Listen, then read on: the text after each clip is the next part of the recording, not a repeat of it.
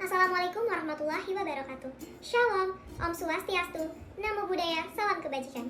Halo semua, perkenalkan saya Eva Lia Putri, perwakilan dari kelompok 1 UTS Pengantar Hukum Indonesia, yang beranggotakan saya sendiri, Eva.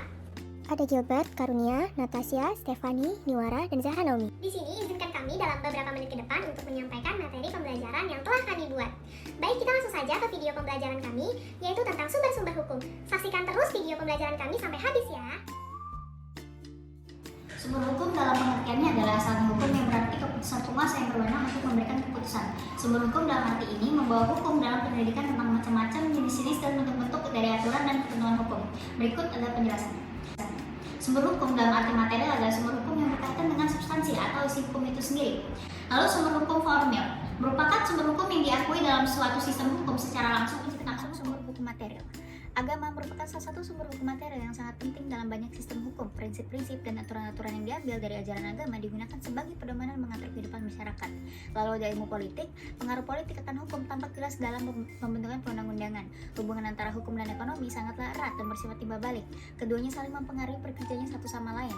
Lalu ada ilmu sosial dan budaya. Beberapa hukum yang berlaku dibentuk untuk dibuat berdasarkan keadaan sosial dan budaya yang sudah ada dalam penelitian dapat diambil dari pernyataan-pernyataan dari hakim terdahulu ataupun penelitian dalam kasus serupa yang pernah terjadi sebelumnya. Lalu ada politik hukum, merupakan kebijakan pemerintah mengenai hukum mana yang akan dipertahankan, hukum mana yang akan diganti, hukum mana yang akan direvisi, dan hukum mana yang akan formil adalah undang-undang. Sebagai sumber hukum, perundang-undangan memiliki kelebihan dan norma-norma sosial yang lain, karena ia dikaitkan dengan kekuasaan tertinggi di suatu negara dan karenanya pula memiliki kekuasaan memaksa yang besar sekali. Lalu ada kebiasaan, merupakan tindakan menurut pola tingkah laku yang tetap yang dilakukan berulang-ulang dalam masyarakat, dan penyimpangan darinya tersebut dianggap sebagai pelanggaran hukum dalam masyarakat. Dengan begitu muncullah sebuah kebiasaan yang merupakan sumber hukum yang berkaitan erat dengan substansi dan isu hukum. Lalu ada ilmu ekonomi merujuk pada prinsip-prinsip teori dan konsep-konsep yang membentuk dasar pemahaman dan analisis ekonomi. Lalu ada ilmu sosial, sumber hukum materi sangat penting dalam faktor-faktor sosial seperti perubahan dalam struktur masyarakat, teknologi, dan ekonomi. Lalu ada ilmu budaya, sumber hukum materi yang melibatkan aspek-aspek budaya, kebiasaan, keyakinan, rasa keadilan yang nantinya akan mempengaruhi pembentukan hukum.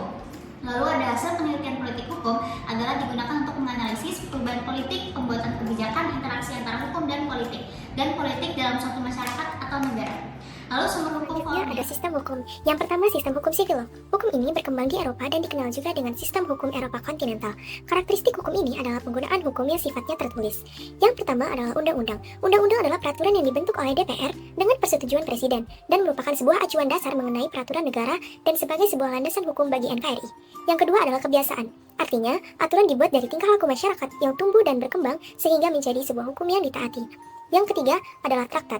Traktat atau treaty merupakan sebuah perjanjian internasional antar negara yang paling tinggi hukumnya. Sebab, traktat wajib diratifikasi oleh pihak-pihak yang berwenang pada negara masing-masing peserta, sesuai dengan hukum yang berlaku dari negara tersebut. Yang terakhir dari civil law adalah doktrin. Doktrin hukum adalah sesuatu pernyataan yang dituangkan ke dalam bahasa oleh semua ahli hukum. Hasil pernyataan tersebut disepakati oleh seluruh pihak. Umumnya, penyelesaian perkara didasari oleh undang-undang, perjanjian internasional, dan juga jurisprudensi. Common law dikenal juga sebagai presiden peradilan. Hukum yang dibuat hakim atau hukum kasus adalah hukum yang dibuat oleh hakim dan pengadilan kuasi yudisial atau lembaga-lembaga yang memiliki sifat mengadili namun tidak dapat dikatakan sebagai pengadilan, serupa berdasarkan pendapat tertulis. Yang pertama adalah putusan pengadilan. Putusan pengadilan mempunyai pengaruh yang bersifat memaksa dan mengikat terhadap putusan-putusan kemudian atau disebut sebagai coercive force of binding precedent. Namun, doktrin ini juga tidak sangat mutlak sifatnya, sebab dalam praktek peradilan di negara-negara common law masih dibuka juga kemungkinan untuk menyimpanginya. Selanjutnya adalah produk parlemen, yaitu badan legislatif. Khususnya di negara-negara, sistem pemerintahannya berdasarkan sistem Westminster dari Britania Raya. Merupakan suatu tempat di mana para wakil rakyat berbicara satu sama lain untuk membicarakan hal-hal yang penting bagi rakyat. Memiliki banyak fungsi seperti legislasi, perwakilan, pengawasan, rekrutmen politik, dan juga ada Islamic law. Hukum Islam merupakan seperangkat norma atau peraturan yang bersumber dari Allah Subhanahu wa Ta'ala dan Nabi Muhammad SAW untuk mengatur tingkah laku manusia di tengah-tengah masyarakat. Dengan kalimat yang lebih singkat, hukum Islam dapat diartikan sebagai hukum yang bersumber dari ajaran Islam. Yang pertama ada Al-Quran. Al-Quran merupakan sebuah kitab suci utama umat muslim yang dipercayai muslim bahwa kitab ini diturunkan oleh Allah dan diturunkan kepada Nabi Muhammad. Al-Quran berfungsi sebagai obat penyakit hati, petunjuk bagi umat muslim, dan juga rahmat. Yang kedua ada Al-Hadis. Al-Hadis merupakan segala sesuatu yang disandarkan kepada Nabi SAW, baik perkataan, perbuatan, takrir, dan sifat. Hadis bertujuan untuk memperkuat dan mempertegas apa yang Allah Subhanahu wa Ta'ala firmankan dalam Al-Quran. Dengan ini, perkataan serta tingkah laku Nabi Muhammad SAW menjadi hal yang dapat memperkuat dan mempertegas surat serta ayat dalam Al-Quran.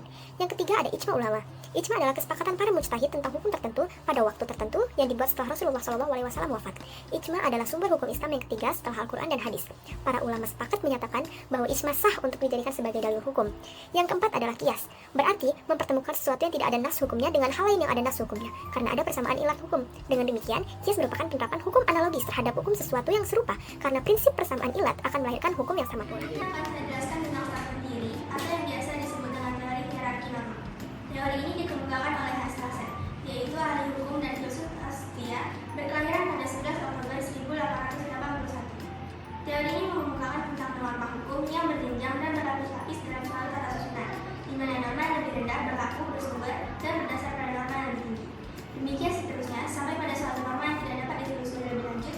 Hal ini memiliki istilah yang bisa dijelaskan tadi. Dasar hukumnya adalah Pancasila, sebagai sistem etika yang merupakan norma tertinggi yang sifatnya abstrak. Sedangkan perundang-undangan merupakan norma yang berada di bawahnya dan bersifat konkret. Geranam atau norma dasar adalah norma yang tertinggi dalam suatu sistem norma. Geranam ini tidak ditetapkan oleh norma yang lebih tinggi, melainkan ditetapkan terlebih dahulu oleh masyarakat. Ada pula ketetapan MPRS yang berlaku, yaitu Tetap MPRS nomor 20 garing MPRS garing 1966 menyebut Pancasila sebagai sumber dari tertib atau tata hukum RI.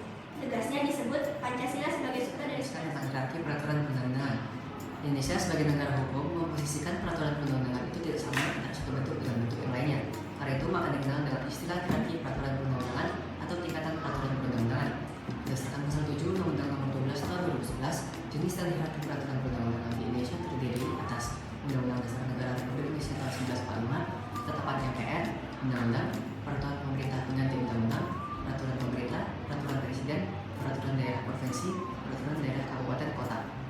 Peraturan tersebut menentukan hierarki, artinya tingkatannya berbeda, yang disebutkan pada awal mempunyai tingkatan lebih tinggi dibandingkan di bawahnya.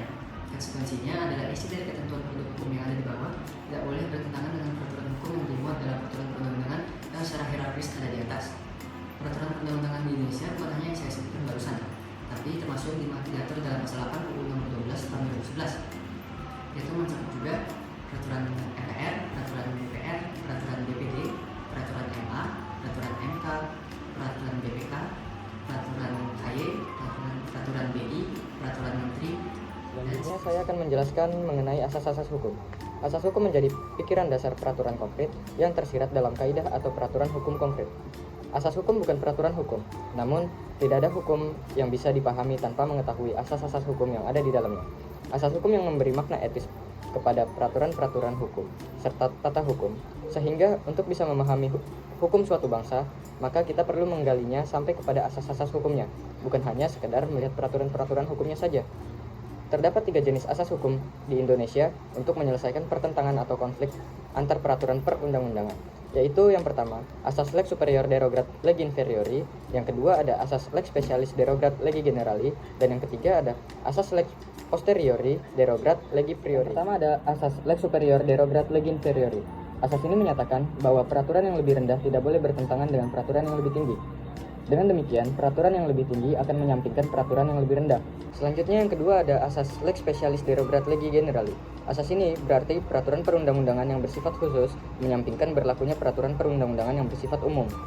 Asas lex specialis derogat legi generali hanya berlaku terhadap 2 peraturan yang secara hierarki sederajat dan mengatur mengenai materi yang sama.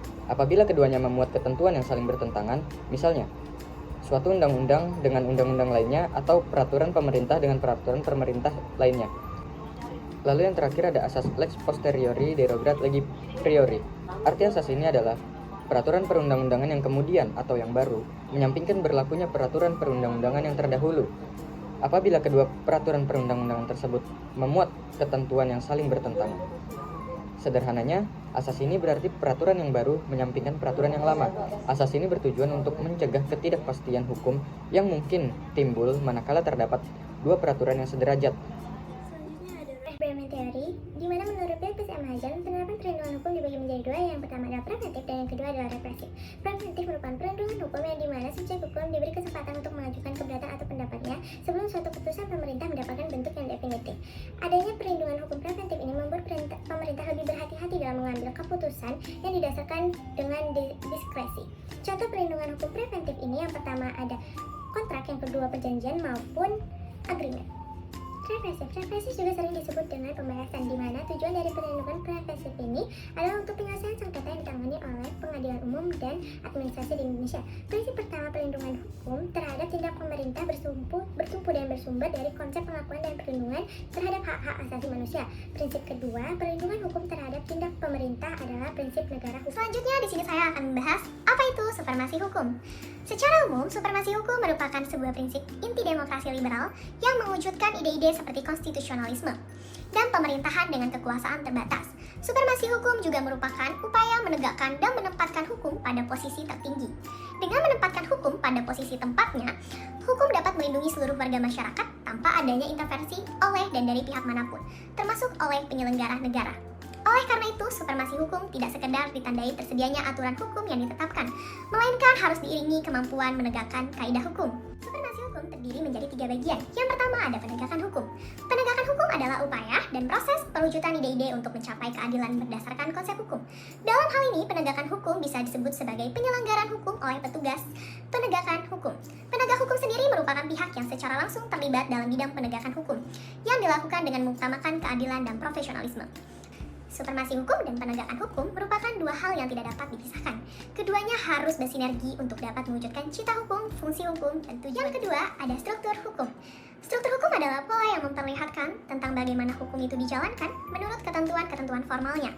Fokus perhatiannya adalah pada bagaimana penegak hukum pengadilan, pembuat hukum, serta proses hukum itu berjalan dan dijalankan.